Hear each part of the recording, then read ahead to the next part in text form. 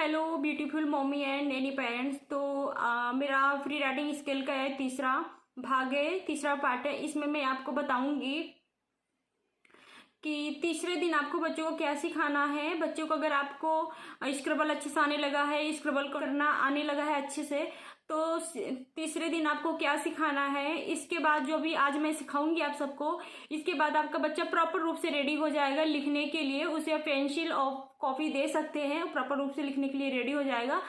तो इस टाइम आपको कुछ स्टेप फॉलो करने पड़ेंगे, कुछ आपको बच्चों को सिखाना पड़ेगा। तो चलिए मेन टॉपिक की ओर। तो पहले मैं आपसे बात कर लूँ, अगर वीडियो मेरा अच्छा लगा हो, आप सब के लिए थोड़ा सा भी हेल्पफुल रहा हो, तो प्लीज़ इसे लाइक करना, शेयर करना, सब्सक्राइब करना और अपने सारे मम्मी फ्रेंड के साथ इसे शेयर करना, ताकि और सभी को हेल्प हो जाए मेरी इस वीडियो से। तो तीसरे दिन आपको अपने बच्चों को सिखाना है इस तरीके से, तो लाइनें ड्रॉ करके बताना है कि लाइन स्लीपिंग लाइन है, स्टैंडिंग लाइन है, इन्वर्टेड कर्व, ये सारी लाइनें आप सबको अपने बच्चों को बताना है। तो चलिए देखते हैं कैसे बताएंगे आप अपने बच्चों को। तो गाइज आज मैं आपको बताऊंगी बच्चों को जब तीसरा दिन हो, तो तीसरे दिन में आप बच्चों को क्या सिखाना चाहिए। तो इस तरीके से आप एक प्लेन पेज ले लीजिए और उसमें कुछ ऐसे डॉट डॉट बना लीजिए। बच्चों को तीसरे दिन आपको सिखाना है स्टैंडिंग लाइन और स्लीपिंग लाइन्स। बस दो चीज़ें सिखानी है, सिर्फ दो चीज़ें सिखानी है, स्टैंडिंग लाइन और स्लीपिंग लाइन। तो बच्चों कैसे सिखा सकते हैं, आप ऐसे से डॉट डॉट कर लीजिए, कुछ स्टैंडिंग लाइन बना लीजिए, कुछ स्लीपिंग लाइन बना लीजिए।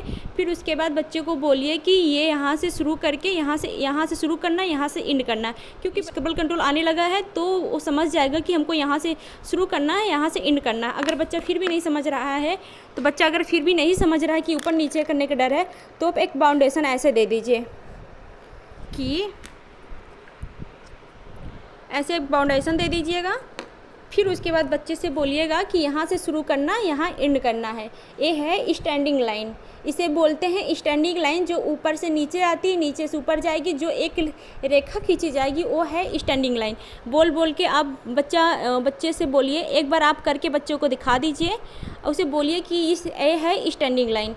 हर एक लाइन को खींचने के अलग अलग कलर बनाइएगा, ताकि बच्चा समझेगा कि हर एक चीज़ अलग है।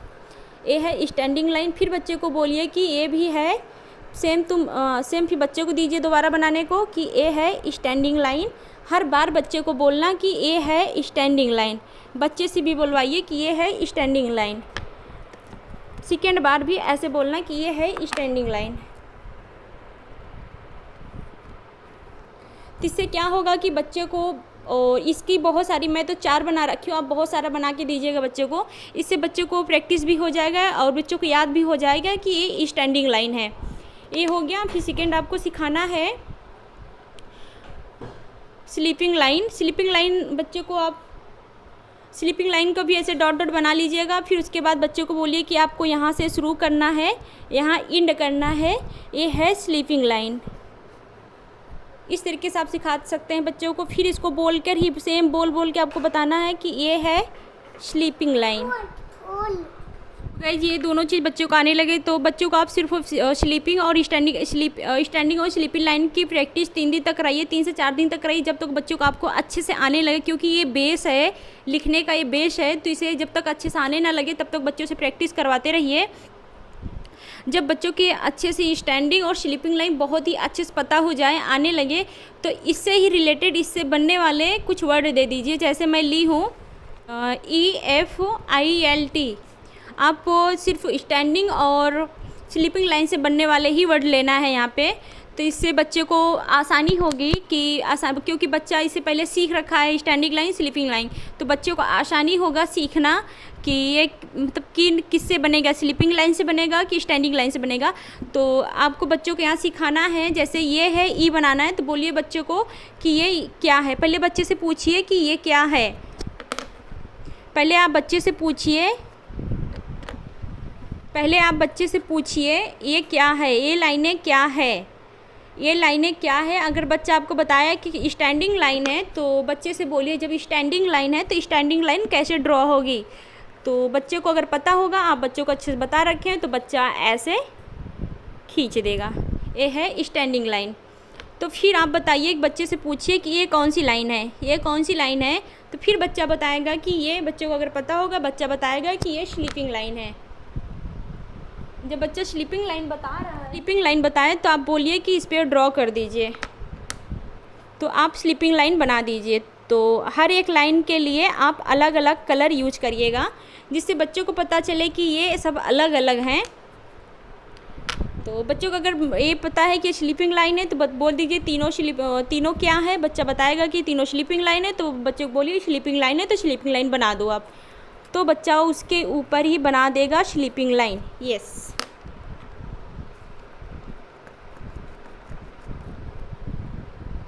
ये हो गया। सेकंड भी सेम हुई है। बच्चे को फिर बोलिए कि ये क्या है, ये कौन सी लाइन है, तो बच्चा बोलेगा स्टैंडिंग लाइन। तो आपको बच्चे से बोलिए जब स्टैंडिंग लाइन है तो आप यहाँ एक स्टैंडिंग लाइन ड्रॉ करनी है।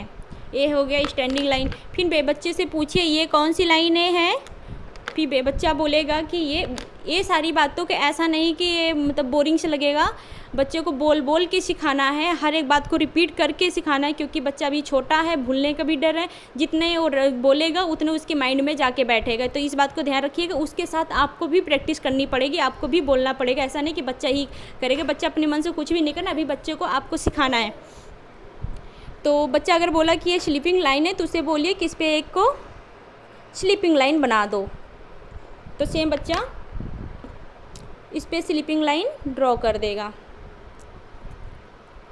सेम वही है। बच्चे से पूछिए ये कौन सी लाइनें हैं, तो बोलेगा स्टैंडिंग लाइन, तो स्टैंडिंग लाइन ड्रॉ कर देगा। ये हो गई स्लीपिंग लाइन।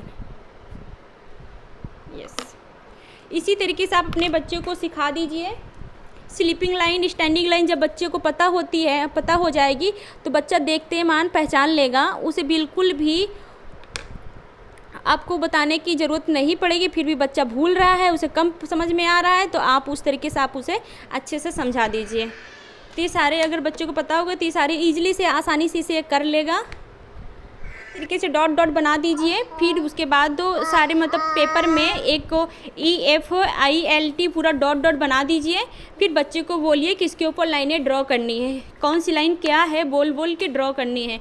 बच्चे को ड्रॉ करना सिखाइए, स्टैंडिंग लाइन, स्लीपिंग लाइन, तब उसे बहुत ही अच्छे से प्रैक्टिस हो जाएगा, वो कभी नहीं भूलेगा बच्चा। तो गाइस तीसरे पार्ट में मैं आपको सिखाती हूँ स्टैंडिंग लाइन और स्लीपिंग लाइन। अब इसके बाद मैं आप सबको बताऊँगी जो और सारी लाइनें हैं, जिससे C बनाना है, D बनाना है, ये सब कैसे बनाएगा बच्चा। तो अगली वीडियो में वो सब कुछ कवर करूँगी। तो वीडियो को अच्छा लगा हो तो प्लीज़ इसे लाइक करना, शेयर करना, सब्सक्राइब करना और मेरे वीडियो के साथ कंटिन्यू बने रहिएगा। मैं वीडियो बच्चों से रिलेटेड लाती रहूँगी। तो गाइस माइंड मत करना, मेरी बेटी है वो पास में आके आप देख सकते हैं, आके खेलने लगी है। तो बच्चे हैं, बच्चे ऐसे ही परेशान करते हैं। तो मिलते हैं नेक्स्ट में। Thank you for watching, bye bye.